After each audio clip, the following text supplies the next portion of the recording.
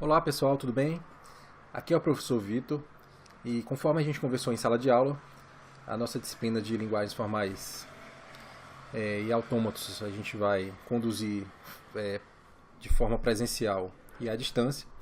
É, a, a parte à distância a gente vai dedicar para tratar mais do conteúdo teórico mesmo, e nos nossos encontros presenciais em sala de aula a gente vai mais fazer exercícios. Tá? Então a ideia é que você realmente tente no máximo possível aprender o conteúdo através de atividades não presenciais, então os vídeos, leituras e atividades de maneira geral, e nos nossos encontros presenciais a gente dedica mais para tirar dúvida e realmente fazer exercícios. Tá certo? Então esse é o primeiro dessa série de vídeos que a gente vai ter ao longo da disciplina, e a ideia é que os vídeos não sejam vídeos muito longos, né? A gente divida os vídeos em conteúdos realmente um pouco mais curtos.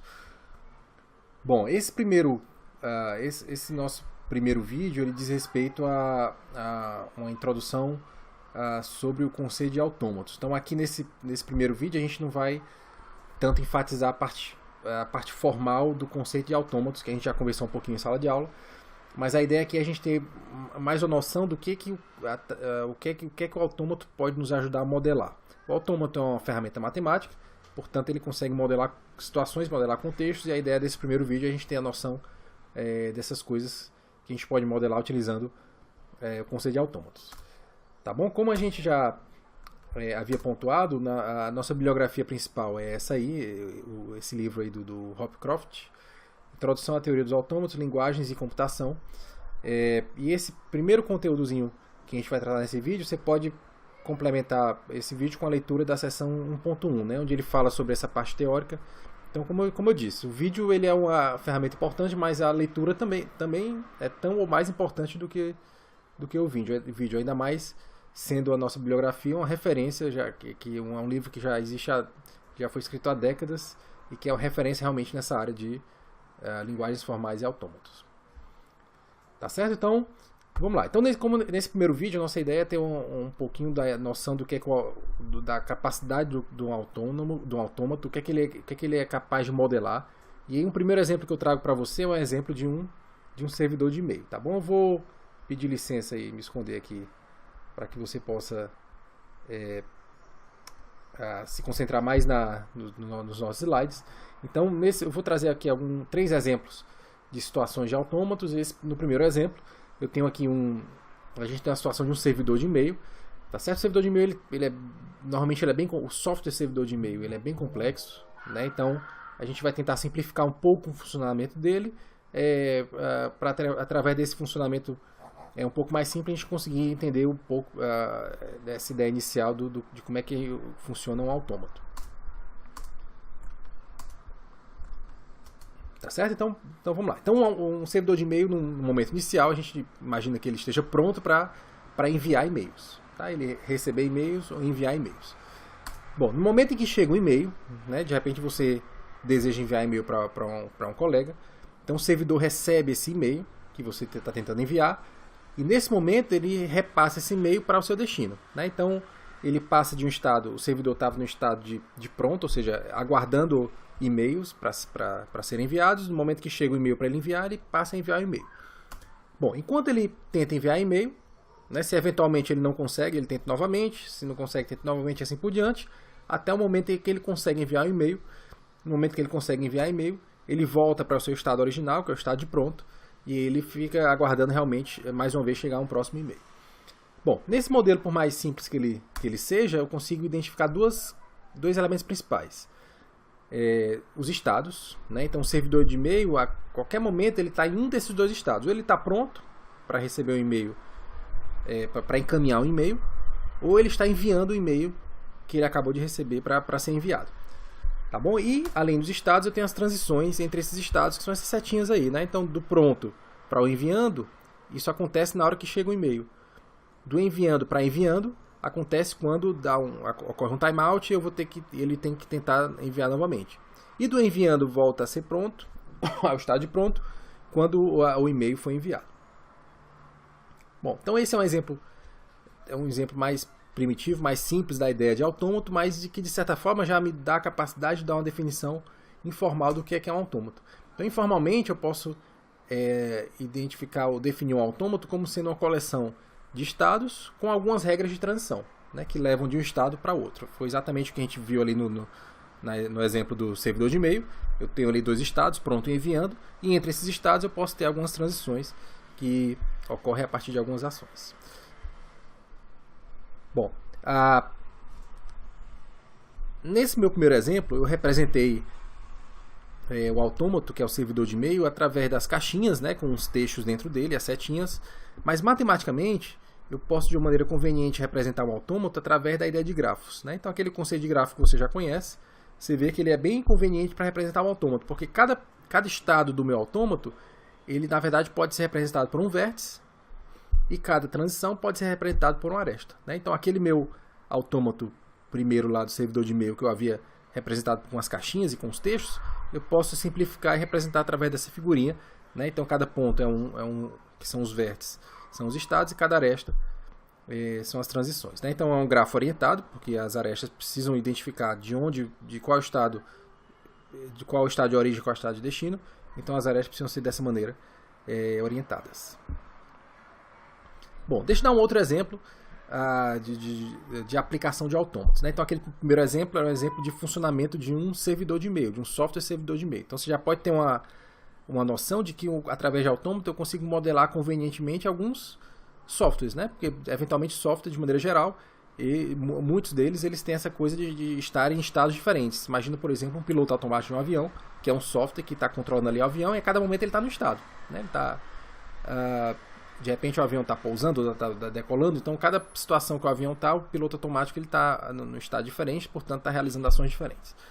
Então esse é um exemplo bem claro.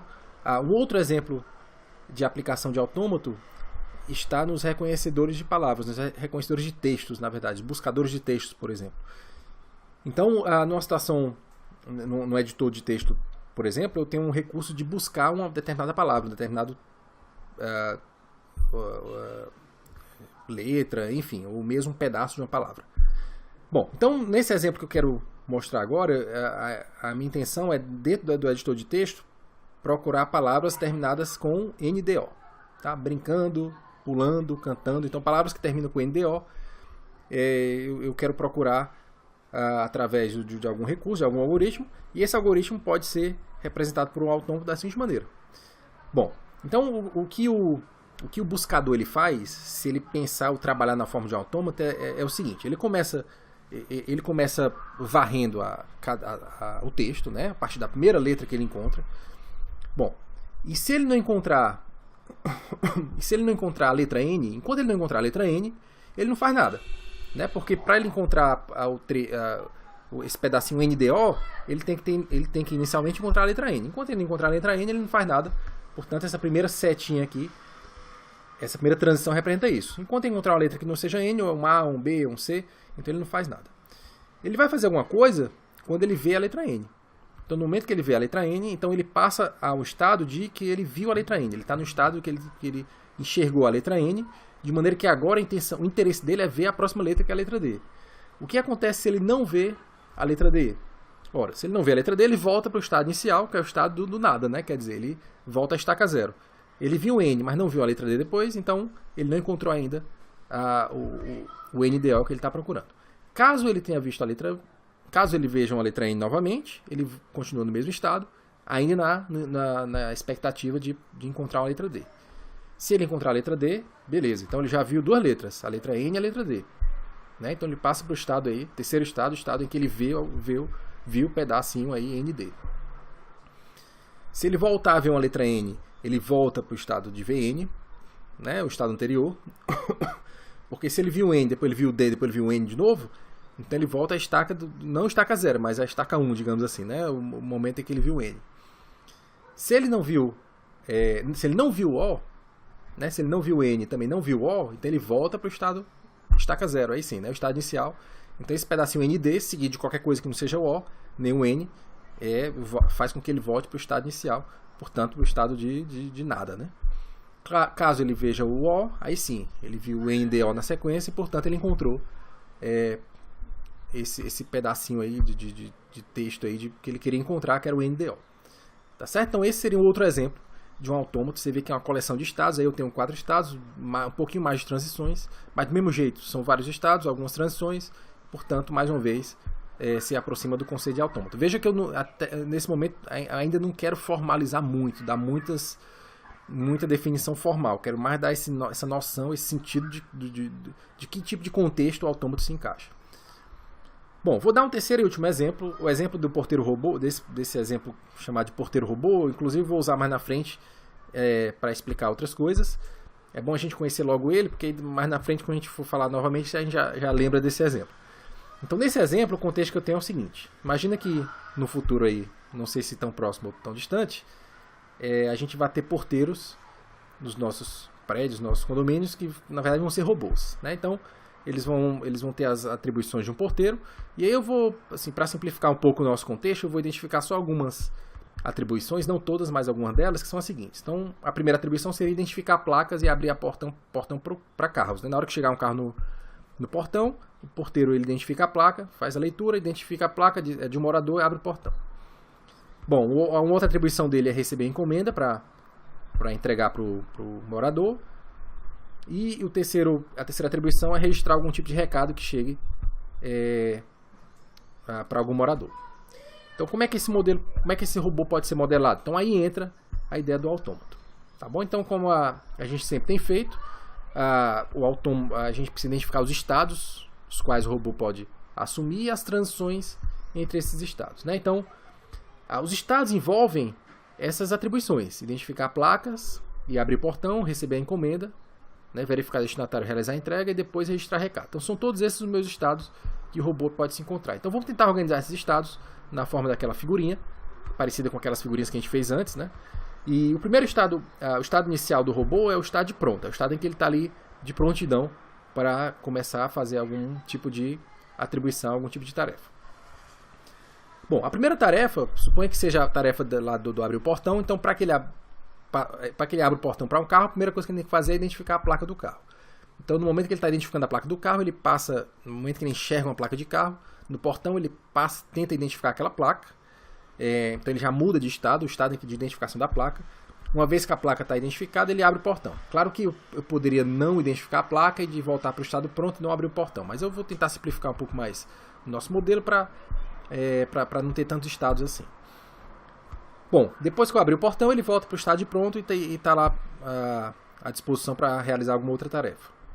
Bom, a próxima atividade, a atividade de receber encomenda. Então ele recebe a encomenda, chega lá o entregador, entrega a encomenda para ele, ele verifica o destinatário e em seguida realiza a entrega. Pode ser que ele deixe na porta do morador, ou deixe na caixa de correio dele, enfim.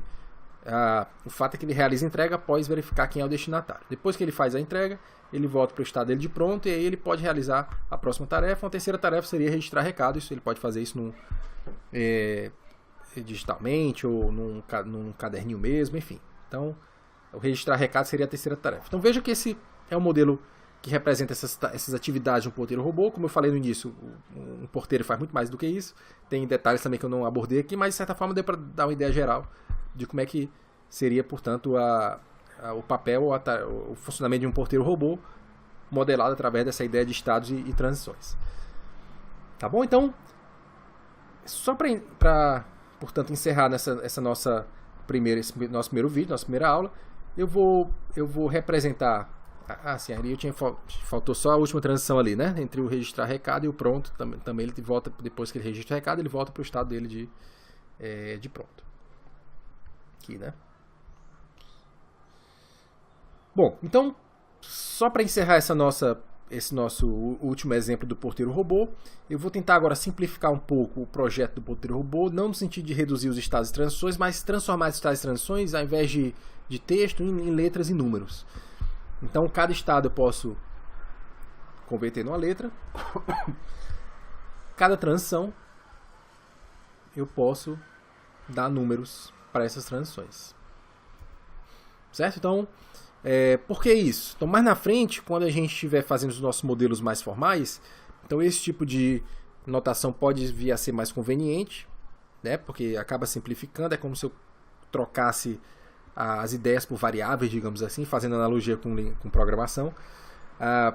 E aí o meu conjunto de estados ele fica mais simples de observar e entender, né? A, B, C, D, E, F, G, e o conjunto de transições 0, 1, 2, 3, 0, 1, 2, 3.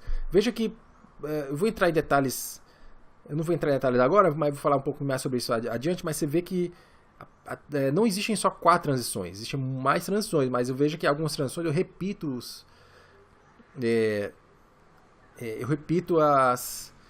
os números, né? Isso é possível porque não existe ambiguidade. Por exemplo, se eu estou no estado A e faço a transição 2, eu obrigatoriamente vou para o estado D. Se eu estou no estado D e faço a transição 2, obrigatoriamente vou para o estado E. Ou seja, essa transição 2 vinda do estado D me leva para o estado E. Né? Vinda do estado A me leva para o estado D. Eu vou falar mais sobre isso mais adiante. Aqui é mais para dar essa noção, tentar justificar por que eu posso repetir os números aqui das transições. Tá bom? Então, espero que você tenha captado essa ideia inicial de autômatos. O nosso próximo vídeo vai ser dedicado a falar um pouco mais sobre os aspectos teóricos. Até o próximo vídeo.